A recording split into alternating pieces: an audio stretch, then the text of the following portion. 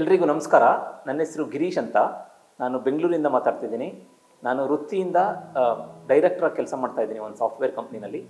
ಆದರೆ ಪ್ಯಾಷನಿಂದ ನಾನು ಆರೋಗ್ಯದ ಬಗ್ಗೆ ಎಷ್ಟೊಂದು ಶಿಬಿರಗಳನ್ನ ಕಂಡಕ್ಟ್ ಮಾಡಿದ್ದೀನಿ. ನಾನು ಯೋಗ ಮತ್ತು ಮೆಡಿಟೇಷನಲ್ಲಿ ಸರ್ಟಿಫಿಕೇಷನ್ ಕೂಡ ಮಾಡಿದ್ದೀನಿ. ಹಾಗೆಯೇ ನ್ಯೂಟ್ರಿಷನ್ ಸರ್ಟಿಫಿಕೇಷನ್ ಕೂಡ ಮಾಡಿದ್ದೀನಿ. ಹಲವಾರು ಕಂಪ್ನಿಗಳಲ್ಲಿ ಆರೋಗ್ಯದ ಬಗ್ಗೆ ಎಷ್ಟೊಂದು ಶಿಬಿರಗಳನ್ನ ನಡೆಸಿ ಜನ ಹೇಗೆ ಹೆಲ್ತಿ ಲೈಫ್ನ ಲೀಡ್ ಮಾಡ್ಬೋದು ಅಂತ ಸುಮಾರು ಶಿಬಿರಗಳನ್ನ ನಡೆಸಿದ್ದೀನಿ. ಸೊ ನಾನು ಈ ಎಪಿಸೋಡ್ ಮೂಲಕ ಎಲ್ಲರಿಗೂ ಯೂಸ್ ಆಗುವಂಥ ಕೆಲವು ಟಿಪ್ಸ್ನ ಶೇರ್ ಮಾಡೋಣ ಅಂತ ಅಂದ್ಕೊಂಡಿದ್ದೀನಿ. ಎಷ್ಟೊಂದು ಜನ ಲಾಂಗ್ ಟರ್ಮ್ ಹೆಲ್ತ್ಗೆ ಏನು ಬೇಕು ಅಂತ ಗೊತ್ತಿರಲ್ಲ, ತುಂಬ ಕನ್ಫ್ಯೂಷನಲ್ಲಿ ಇರ್ತಾರೆ. ನನ್ನ ಪ್ರಕಾರ ನೀವು ಲಾಂಗ್ ಟರ್ಮಲ್ಲಿ ಹೆಲ್ತಿಯಾಗಿರಬೇಕು ಅಂದರೆ ಈ 6 ಪಿಲ್ಲರ್ಗಳನ್ನ ಫಾಲೋ ಮಾಡಬೇಕು. ಮೊದಲನೆಯದು ಆಹಾರ, ಫುಡ್ಡಲ್ಲಿ ಎಷ್ಟೊಂದು ಅಭ್ಯಾಸಗಳನ್ನ ಫಾಲೋ ಮಾಡ್ಬೋದು. ಆದರೆ ನಾನು ಹೇಳೋದು ತುಂಬ ಇಂಪಾರ್ಟೆಂಟು 2 ಹ್ಯಾಬಿಟ್ಸು, ಅದನ್ನು ಎಲ್ಲರೂ ಫಾಲೋ ಮಾಡೋವಂಥದ್ದು. ಒಂದು, ಆದಷ್ಟು ಹೊರಗಡೆ ತಿನ್ನೋ ಆಹಾರನ ಕಡಿಮೆ ಮಾಡಬೇಕು. ಯಾಕೆಂದರೆ ನಮಗೆ ಅವ್ರು ಆ್ಯಡ್ ಮಾಡೋ ಆಯಿಲ್ಲು, ಉಪ್ಪು ಅಥವಾ ಟೇಸ್ಟ್ ಮೇಕರ್ಸ್ ಇದ್ರ ಮೇಲೆ ಕಂಟ್ರೋಲ್ ಇರಲ್ಲ. ಎರಡನೆಯದು, ಪ್ರತಿ ಸಲ ಊಟ ಮಾಡಬೇಕಾದ್ರೆ ನಿಮ್ಮ ಊಟದ ಜೊತೆಯಲ್ಲಿ ಸೊಪ್ಪು ಅಥವಾ ಪಲ್ಯ ಅಥವಾ ಯಾವುದೇ ರೀತಿ ತರಕಾರಿನ ನೀವು ಇನ್ಕ್ಲೂಡ್ ಮಾಡ್ಕೋಬೇಕು. ಅದನ್ನು ಫಸ್ಟ್ ತಿನ್ನಬೇಕು.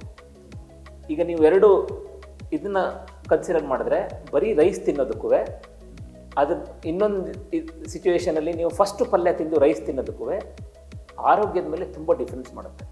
ಹಾಗಾಗಿ ಪ್ರತಿ ಸಲ ನೀವು ಪಲ್ಯಗಳನ್ನ ಅಥವಾ ಸೊಪ್ಪನ್ನು, ತರಕಾರಿಗಳನ್ನ ತಿನ್ನಬೇಕು. ಇನ್ನು ಎಕ್ಸಸೈಸ್ ಬಗ್ಗೆ ಅಥವಾ ನಾವು ವ್ಯಾಯಾಮದ ಬಗ್ಗೆ ಬಂದಾಗ ಎಷ್ಟೊಂದು ಜನ ಏನು ಮಾಡ್ತಿರ್ತಾರೆ, ಒಂದೇ ಥರ ಎಕ್ಸಸೈಸ್ ಮಾಡ್ತಿರ್ತಾರೆ. ಬರೀ ವಾಕಿಂಗ್ ಹೋಗೋದು ಅಥವಾ ಬರೀ ಯೋಗ ಮಾಡೋದು. ಅದರಿಂದ ನಿಮಗೆ ಉಪಯೋಗ ಇದೆ, ಆದರೆ ವೆರೈಟಿ ಆಫ್ ಎಕ್ಸಸೈಸ್ ಮಾಡಿದಾಗ ನಿಮಗೆ ಜಾಸ್ತಿ ಉಪಯೋಗ ಸಿಗುತ್ತೆ. ಯಾಕೆಂದರೆ ಬಾಡಿಗೆ ರಕ್ತ ಸಂಚಾರ ಕೂಡ ಆಗಬೇಕು, ಫ್ಲೆಕ್ಸಿಬಿಲಿಟಿ ಕೂಡ ಇನ್ಕ್ರೀಸ್ ಆಗಬೇಕು, ಜೊತೆಗೆ ಮಸಲ್ಸ್ ಕೂಡ ಸ್ಟ್ರಾಂಗ್ ಆಗಿರಬೇಕು. ನಿಮ್ಮ ಮಸಲ್ಸ್ ಸ್ಟ್ರಾಂಗ್ ಆಗಿದ್ದರೆ ವಯಸ್ಸಾಗ್ತಾ ಇದ್ದಂಗೆ ಇಂಜುರೀಸ್ ಆಗೋದು ಕಡಿಮೆ ಆಗುತ್ತೆ. ಅಥವಾ ಏನಾದರೂ ಇಂಜುರೀಸ್ ಆದರೂ ಕೂಡ ರಿಕವರಿ ಆಗೋದು ತುಂಬ ಸುಲಭ. ಅದಕ್ಕೆ ನಾವೇನು ಹೇಳ್ತೀವಿ ಅಂದರೆ, ಯೋಗ ಕೂಡ ಮಾಡಿ, ವಾಕಿಂಗ್ ಕೂಡ ಮಾಡಿ, ಅಟ್ಲೀಸ್ಟ್ ವಾರದಲ್ಲಿ 2 ದಿನ ಸ್ಟ್ರೆಂಥನಿಂಗ್ ವರ್ಕೌಟ್ ಮಾಡಿ. ವೆಯ್ಟ್ ಲಿಫ್ಟ್ ಮಾಡೋದಿರ್ಬೋದು ಅಥವಾ ಪುಷಪ್ಸ್ ಮಾಡೋದಿರ್ಬೋದು. ಇದನ್ನು ಮಾಡೋದ್ರಿಂದ ನಿಮ್ಮದು ಮಸಲ್ಸು ಸ್ಟ್ರಾಂಗ್ ಆಗಿ ನಿಮ್ಮದು ಮೆಟಾಬಲಿಕ್ ರೇಟು ಅಥವಾ ಡೈಜೆಸ್ಟಿವ್ ಸಿಸ್ಟಮ್ಮು ಸ್ಟ್ರಾಂಗ್ ಆಗುತ್ತೆ. ಇದರಿಂದ ನೀವು ವೆಯ್ಟ್ ಗೇನ್ ಆಗಲ್ಲ. ಇದು ವ್ಯಾಯಾಮದ ಬಗ್ಗೆ. ಸ್ಟ್ರೆಸ್, ಒತ್ತಡ. ಇವತ್ತು ನೀವು ಚಿಕ್ಕ ಮಕ್ಕಳಿಂದ ಹಿಡಿದು ವಯಸ್ಸಾಗಿರೋರ್ಗೂ ಎಲ್ಲರೂ ಒತ್ತಡದಲ್ಲಿ ಇರ್ತಾರೆ. ಚಿಕ್ಕ ಮಕ್ಕಳಿಗೆ ಕಂಪ್ಯಾರಿಸನ್ ಇರುತ್ತೆ ಬೇರೆ ಮಕ್ಕಳ ಜೊತೆ. ತಂದೆ ತಾಯಿಗಳಿಗೆ ಫ್ಯಾಮಿಲಿದು ಕಮಿಟ್ಮೆಂಟ್ಸ್ ಇರುತ್ತೆ, ಮಕ್ಕಳಿಗೆ ಮದುವೆ ಮಾಡಬೇಕು ಅನ್ನೋದು ಅಥವಾ ಫೈನಾನ್ಷಿಯಲ್ ಕಮಿಟ್ಮೆಂಟ್ಸು. ಇದ್ರದ್ದೆಲ್ಲ ಒತ್ತಡ ನಾವು ಯಾವಾಗಲೂ ನಾವು ಫೇಸ್ ಮಾಡ್ತಾ ಇರ್ತೀವಿ. ಇದು ಹೇಗಿರುತ್ತೆ ಅಂದರೆ, ನೀವು ಜಂಕ್ ಫುಡ್ ತಿಂದಾಗ ನಿಮ್ಮ ಬಾಡಿನಲ್ಲಿ ಟಾಕ್ಸಿನ್ಸ್ ಹೆಂಗೆ ಜಾಯ್ನ್ ಆಗುತ್ತೆ, ಅದೇ ಥರ ನಾವು ಮೆಂಟಲಿ ನಾವು ಸ್ಟ್ರೆಸ್ ಆಗ್ತಾ ಇದ್ವಿ 24/7. ಒತ್ತಡ ಹೆಂಗೆ ನಿಮ್ಮ ಮೇಲೆ ಪರಿಣಾಮ ಬೀರುತ್ತೆ ಅಂದರೆ, ನೀವು ಒಂದು ಕ್ರೈಮ್ ಸ್ಟೋರಿ ಸೀರಿಯಲ್ ನೋಡಬೇಕಾದ್ರೆ ನೀವು ಅಬ್ಸರ್ವ್ ಮಾಡಿ, ನಿಮ್ಮ ಬಾಡಿನಲ್ಲಿ ಆಟೋಮ್ಯಾಟಿಕಲಿ ಆ ಭಯ ಬರುತ್ತೆ. ಅಥವಾ ಇನ್ನೊಂದು ಯಾವುದೋ ಸ್ಪಿರಿಚುವಲ್ ಆಗಿರೋಂಥ ಸೀರಿಯಲ್ನ ನೋಡಿದಾಗ ಅಥವಾ ರೊಮ್ಯಾಂಟಿಕ್ ಮೂವಿನ ನೋಡಿದಾಗ ಅದು ನಿಮ್ಮ ಬಾಡಿನಲ್ಲಿ ಪ್ಲೆಸೆಂಟ್ ಫೀಲಿಂಗ್ನ ಕೊಡುತ್ತೆ. ಆದ್ದರಿಂದ ನಾವು ಇದನ್ನು ಹೇಗೆ ನಾವು ಮ್ಯಾನೇಜ್ ಮಾಡಬೇಕು ಅನ್ನೋದನ್ನು ಕಲಿಬೇಕು. ಇಲ್ಲಾಂತಂದರೆ ಒತ್ತಡನ ನಿಮಗೆ ಕ್ರೋನಿಕ್ ಡಿಸೀಸ್ ಆಗಿ, ಅಂದರೆ ಲಾಂಗ್ ಟರ್ಮಲ್ಲಿ ನಿಮಗೆ ಕ್ರೋನಿಕ್ ಡಿಸೀಸ್ ಆಗಿ ಕನ್ವರ್ಟ್ ಆಗೋ ಚಾನ್ಸಸ್ ಇರುತ್ತೆ. ಹೇಗೆ ಇದನ್ನು ನಾವು ಮಾಡೋದು? ಅಟ್ಲೀಸ್ಟ್ ಒಂದು 5 ನಿಮಿಷ ಕೂತ್ಕೊಂಡು ಒಂದು ಧ್ಯಾನ ಮಾಡೋ ಅಂಥದ್ದು ಅಥವಾ ಜರ್ನಲಿಂಗ್ ಬರೆಯೋದು, ನಿಮ್ಮ ಮನಸ್ಸಲ್ಲಿ ಏನು ಥಾಟ್ಸ್ ಇರುತ್ತೆ ಅದನ್ನು ಬರೆಯೋ ಅಂಥದ್ದು. ಇದನ್ನೆಲ್ಲ ಮಾಡೋದ್ರಿಂದ ನಾವು ಒತ್ತಡನ ಕಡಿಮೆ ಮಾಡ್ಬೋದು. 4ನೇ ಮುಖ್ಯವಾದ ಪಿಲ್ಲರ್ ಏನು ಅಂದರೆ ನಿದ್ದೆ. ನಾವೆಲ್ಲ ಏನು ಗಾದೆ ಕೇಳಿದ್ದೀವಿ, ಹರಿಶ್ಚಂದ್ರ ಘಾಟ್ಗೆ ಹೋದ್ಮೇಲೆ ನಿದ್ದೆ ಮಾಡೋದು ಇದ್ದೇ ಇರುತ್ತೆ, ಈಗ ಚೆನ್ನಾಗಿ ಕೆಲಸ ಮಾಡಿ ಅಂತ ಹೇಳಿ. ಏಕೆಂದರೆ ರಿಸರ್ಚ್ ಏನು ಹೇಳುತ್ತೆ ಅಂದರೆ, ನೀವು 6 ಗಂಟೆಗಳ ಕಾಲ ಚೆನ್ನಾಗಿ ನಿದ್ದೆ ಮಾಡ್ತಿದ್ರು ಕೂಡ ನೀವು 60-70 ಇಯರ್ಸ್ ಆದಮೇಲೆ ಡಿಮೆನ್ಷಿಯಾ ಅನ್ನೋ ಕಾಯಿಲೆ ಜಾಸ್ತಿ ಆಗ್ತಾಯಿದೆ. ಅಂದರೆ ಮರೆವಿನ ಕಾಯಿಲೆ. ನಿಮಗೆ ಗೊತ್ತಾಗಲ್ಲ ಪಕ್ಕದಲ್ಲಿರೋರೇ ನಿಮ್ಮ ಯಾವ ರೀತಿ ಸಂಬಂಧಿಕರು ಅಂತ. ಹೈಪರ್ ಟೆನ್ಷನ್ ಅಂದರೆ ರಕ್ತದ ಒತ್ತಡ ಜಾಸ್ತಿ ಆಗ್ತಾಯಿದೆ. ಮಿನಿಮಮ್ಮು 7ರಿಂದ 8 ಗಂಟೆಗಳ ಕಾಲ ನಾವು ಒಳ್ಳೆ ನಿದ್ದೆ ಮಾಡಬೇಕಾಗುತ್ತೆ. ಇವತ್ತು ಯಾಕೆ ನಿದ್ದೆ ಮಾಡೋಕ್ಕಾಗ್ತಾಯಿಲ್ಲ ನಾವು ಅದನ್ನು ಯೋಚನೆ ಮಾಡಬೇಕು. ನಮಗೆ ಡಿಸ್ಟ್ರಾಕ್ಷನ್ಸ್ ತುಂಬ ಜಾಸ್ತಿ ಇದೆ.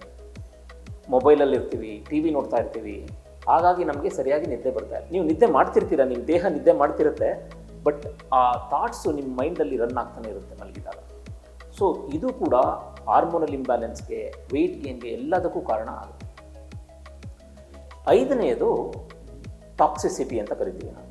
ಅಂದರೆ ನಮ್ಮ ಸುತ್ತಮುತ್ತ ಪರಿಸರ ಇರುತ್ತಲ್ಲ, ನಾವು ಕುಡಿಯೋ ನೀರಿರಬಹುದು ಅಥವಾ ನಾವು ಸೇವಿಸೋ ಗಾಳಿ ಇರಬಹುದು, ಇದೆಲ್ಲ ಪೊಲ್ಯೂಟ್ ಆಗಿದೆ ಈಗ. ಅದಕ್ಕೆ ಎಷ್ಟೊಂದು ಜನ ಅಂತಾರೆ ನಮ್ಮ ತಾತ ಎಲ್ಲನೂ ತಿಂತಾಯಿದ್ರು, ಏನೂ ರೋಗ ಇರಲಿಲ್ಲ ಅಂತ. ಬಟ್ ನಿಮ್ಮ ತಾತ ಅವ್ರಿಗೆ ಅಥವಾ ಅಜ್ಜಿ ಅವ್ರಿಗೆ ಯಾವ ರೀತಿ ಒತ್ತಡ ಇತ್ತು, ಎನ್ವೈರ್ನಮೆಂಟ್ ಹೇಗಿತ್ತು, ಇದನ್ನೆಲ್ಲ ನಾವು ಕನ್ಸಿಡರ್ ಮಾಡಬೇಕಾಗುತ್ತೆ. 6ನೇ ಮುಖ್ಯವಾದ ಪಿಲ್ಲರ್ ಏನು ಅಂದರೆ ಬಿಲಾಂಗಿಂಗ್ನೆಸ್. ಅಂದರೆ ನಮ್ಮ ಸುತ್ತಮುತ್ತ 4-5 ಜನ ಒಳ್ಳೆ ಸ್ನೇಹಿತರಿದ್ದಾರೆ. ಅದು ನಮ್ಮ ಫ್ಯಾಮಿಲಿನಲ್ಲಿ ಇರ್ಬೋದು ಅಥವಾ ಬೇರೆ ಸ್ನೇಹಿತರಿರ್ಬೋದು. ಇದು ತುಂಬ ಮುಖ್ಯ ಆಗುತ್ತೆ. ಮೊದಲು ಸಭೆ ಸಮಾರಂಭಗಳ ನೆಪದಲ್ಲಿ ಎಲ್ಲರೂ ಮೀಟ್ ಮಾಡ್ತಾಯಿದ್ರು, ಒಬ್ರಿಗೊಬ್ರು ಕಷ್ಟ ಸುಖನ ಹಂಚ್ಕೋತಾ ಇದ್ರು. ಈಗ ನಾವು ಸಭೆ ಸಮಾರಂಭಕ್ಕೆ ಹೋಗೋದು ಕೂಡ ಅರ್ಜೆಂಟಲ್ಲೇ ಹೋಗ್ತಾ ಇರ್ತೀವಿ. ಸೊ ಎಲ್ಲ ಒಂಥರ ಆರ್ಟಿಫಿಷಿಯಲ್ ಆಗಿಬಿಟ್ಟಿದೆ. ಅಟ್ಲೀಸ್ಟು ನಿಮ್ಮ ಸುತ್ತಮುತ್ತ 3-4 ಜನ ಲೈಕ್ ಮೈಂಡೆಡ್ ಪೀಪಲ್ ಇದ್ದರೆ, ಅಂದರೆ ನೀವು ನಿಮ್ಮ ಖುಷಿನ ಅಥವಾ ದುಃಖನ ನೀವು ಅವ್ರ ಜೊತೆ ಹಂಚಿಕೊಳ್ಳೋ ಥರ ಸ್ನೇಹಿತರಿದ್ದರೆ ನಿಮ್ಗೆ 50% ಕಾಯಿಲೆ ಆಟೋಮೆಟಿಕ್ಕಾಗಿ ಅದಾಗಿದ್ದದೇ ಕಡಿಮೆ ಆಗ್ಬಿಡುತ್ತೆ. ಸೊ ಆ ಥರದ ಸ್ನೇಹಿತರನ್ನ ನೀವು ಮಾಡ್ಕೋಬೇಕು. ಅದಕ್ಕೆ ಕಮ್ಯುನಿಟಿ ಅನ್ನೋದು ತುಂಬ ಇಂಪಾರ್ಟೆಂಟು. ನೀವು ಒಬ್ಬರೇ ಎಲ್ಲ ಕಷ್ಟಗಳನ್ನ ನೀವೇ ಹ್ಯಾಂಡಲ್ ಮಾಡೋದಕ್ಕಾಗಲ್ಲ. ಸೊ ಅದಕ್ಕೆ ಇವಾಗ ನೀವು ಯಾವುದೇ ಅಭ್ಯಾಸಗಳನ್ನ ಡೆವಲಪ್ ಮಾಡ್ಕೋಬೇಕು ಅಂದರೆ ಅಥವಾ ಖುಷಿಯಾಗಿರಬೇಕು ಅಂದರೆ ನಿಮ್ಮದೇ ಒಂದು ಸಣ್ಣ ಕಮಿಟಿನ ಮಾಡ್ಕೋಬೇಕು, ಕಮ್ಯುನಿಟಿನ. ಸೊ ಇದು ತುಂಬ ಹೆಲ್ಪ್ ಆಗುತ್ತೆ ನಿಮಗೆ ಲಾಂಗ್ ಟರ್ಮಲ್ಲಿ. ಸೊ ಈ 6 ಪಿಲ್ಲರ್ಸು, ಒಂದು ಆಹಾರ, ಫುಡ್ಡು, ಎನ್ವೈರನ್ಮೆಂಟು, ಪರಿಸರ ಹೇಗಿರಬೇಕು ಅನ್ನೋದು, ಇನ್ನೊಂದು ಬಿಲಾಂಗಿಂಗ್ನೆಸ್, ಸಂಬಂಧಗಳು, ಒಳ್ಳೆ ಸಂಬಂಧಗಳಿದೆ. ಇದಿಷ್ಟನ್ನು ನಾವು ರೆಗ್ಯುಲರಾಗಿ ಇಂಪ್ಲಿಮೆಂಟ್ ಮಾಡ್ಕೊಂಡು ಹೋದರೆ ಆವಾಗ ನಾವು ರೋಗನ ಹ್ಯಾಂಡಲ್ ಮಾಡೋ ಸ್ಥಿತಿ ಬರಲ್ಲ. ಹೆಂಗೆ ಹೆಲ್ತ್ನ ಕ್ರಿಯೇಟ್ ಮಾಡಬೇಕು ಅನ್ನೋದ್ರ ಬಗ್ಗೆ ವರ್ಕ್ ಮಾಡ್ತಿರ್ತೀವಿ. ಇದನ್ನು ಪ್ರಿವೆಂಟಿವ್ ಹೆಲ್ತ್ ಕೇರ್ ಅಂತ ಕರಿಬೋದು. ಇದು ತುಂಬ ಮುಖ್ಯ ಆಗುತ್ತೆ.